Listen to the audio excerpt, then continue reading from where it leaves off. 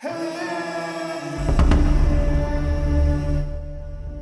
teman sahabat Jari Pelawi Chess, upgrade terus bagaimana langkah-langkah brilian Grandmaster yang diperlihatkan pada London Chess Classic 2023. Kali ini permainan brutal endgame, saya akan menganalisisnya antara Domaraju Gukesh versus Andrei Volokitin.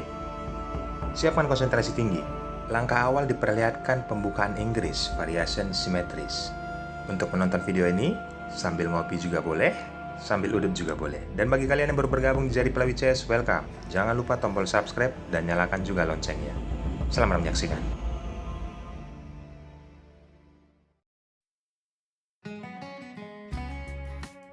Domaraju Gukesh memegang buah putih dan dia memulai dengan pion C4. Di sini pembukaan Inggris terjadi di papan. Setelah hitam, kuda ke F6, putih mengeluarkan kudanya ke C3. Permainan berlanjut. Hitam, pion C5. Di sini teman-teman, variasi simetris terlihat untuk pembukaan Inggris. Bagaimana keseruannya setelah putih persiapan gajah Piancento dan hitam mengajak pertukaran pion. Domaraju Gukesh nyambutnya. Pion pukul pion dan pion dipukul oleh kuda. Terlihat di sini penempatan gajah ke G2 menyerang kuda 2 kali, tetapi tidak ditukarkan. Kuda tersebut mundur ke C7. Putih, pion B3.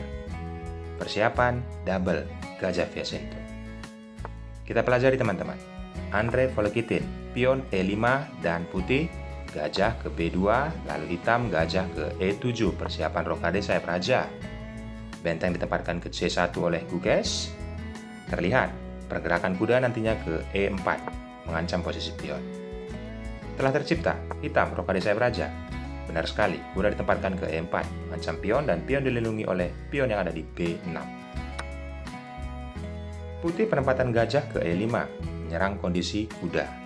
Tetapi tunggu sebentar teman-teman, mungkin kalian berpikir kenapa tidak pergerakan kuda untuk diagonal gajah petak putih. Anggap saja kuda memukul pion, mengancam posisi benteng. Salah teman-teman, jika kalian berpikir seperti ini. Karena kuda akan dipukul oleh pion. Anggap gajah pukul benteng dan gajah dipukul oleh kuda. Satu benteng bertukar dengan dua perwira. Jelas di sini hitam unggul. Maka dari itu, kalian juga bisa berpikir kuda tidak memakan pion, tetapi menurunkan saja mengancam posisi benteng. Apabila benteng dipukul oleh gajah dan gajah dipukul oleh kuda. Apa kelebihan dari hitam?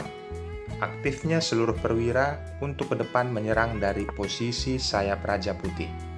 Ini membuat sangat tidak nyaman untuk Domaraju Gukesh. Maka dari itu, dia telah memikirkannya teman-teman. Dia tidak mengancam posisi benteng, melainkan dia memukul pion yang ada di E5. Apa yang terjadi? Permainan seperti ini. Pelajari Andrei Volokitin. Dengan kondisi seperti ini, penempatan gajah ke B7 dan Gukesh menurunkan kembali gajahnya ke A1. Penempatan menteri ke C8 sangat cerdas teman-teman. Karena ini sangat sensitif. Andai saja kalian berpikir tadi tidak menggeser menteri. Coba kita berandai. Kondisi seperti ini, kuda bisa ditempatkan ke F6. Langkah terbaik ataupun biasanya teman-teman bermain dengan pion H6. Tetapi ada penempatan kuda ke F6, tempo skak. Apa yang bisa dilakukan? Memukul kuda. Langsung, gajah pukul gajah, mengancam posisi benteng. Benteng tidak bisa diselamatkan. Hal sepele tapi berdampak sangat fatal. Jika dilanjutkan, seperti ini kondisinya. Yaps, pertandingan untuk London Chess Classic 2023, permainan profesional antara Grandmaster Domaraju Gukesh melihat hal ini. Andrei Volokitin dengan kondisi seperti ini, penempatan menteri ke C8, balasan dari Domaraju Gukesh. Spektakuler. Langkah awal yang sangat tidak kita pikirkan. Dia memainkan pion yang ada di G4. Memecah pertahanannya sendiri. Tetapi ini berdampak fatal ataupun 7 atau 8 langkah ke depan dampak dari permainan ini. Coba kita berandai. Kebanyakan dari teman-teman bermain dengan kondisi seperti ini, memainkan posisi kuda tidak mungkin, karena kuda yang ada di E4 tidak terjaga. Walaupun seperti ini kondisinya, tetap Benteng bisa dipukul oleh gajah, tetapi gajah bisa dipukul oleh kuda. Unggul 1 perwira. Atau dengan kata lain, 2 kuda melawan 1 benteng. Ini tidak akan dilakukan oleh putih, maka dari itu dia memainkan pion yang ada di G4. Lalu permainan berlanjut, kuda ditempatkan ke E6, putih kuda ke H3. Berikutnya, penempatan kuda ke C6 dan pion ke E3. Yaps, terlihat di sini sudah mulai agresif. Andrei Volokitin menyerang posisi pion dan raja yang diselamatkan. Setelah kuda pukul pion mengancam posisi benteng, benteng bergeser ke B1. Kuda kembali mundur ke B4. Pion dimainkan ke F4. Hitam, pion F6.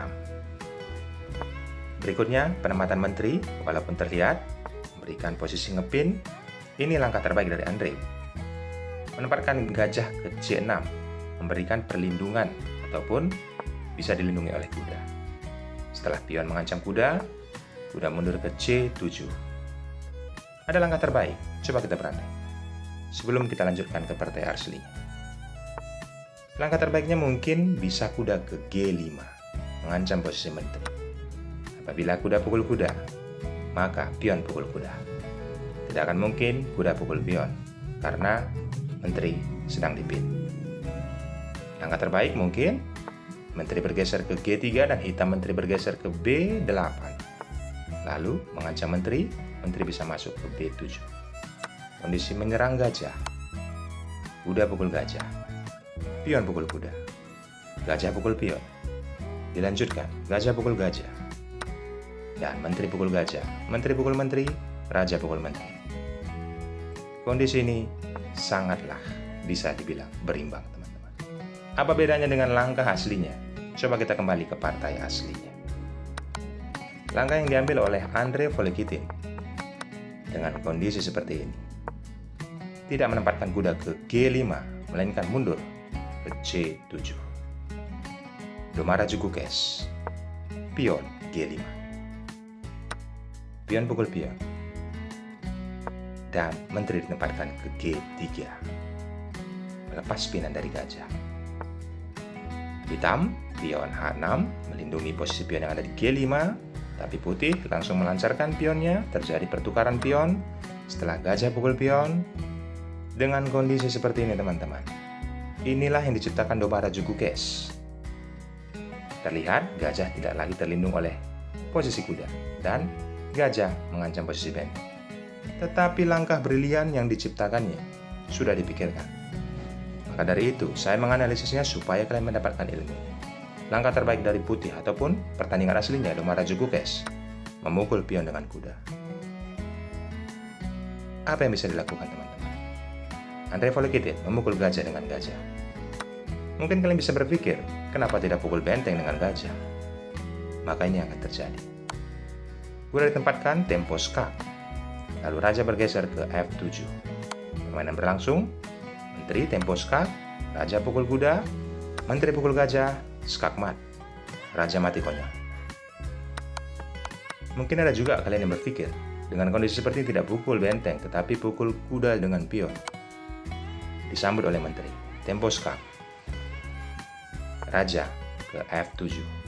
Kembali. Menteri ditempatkan ke G7, tempo skak.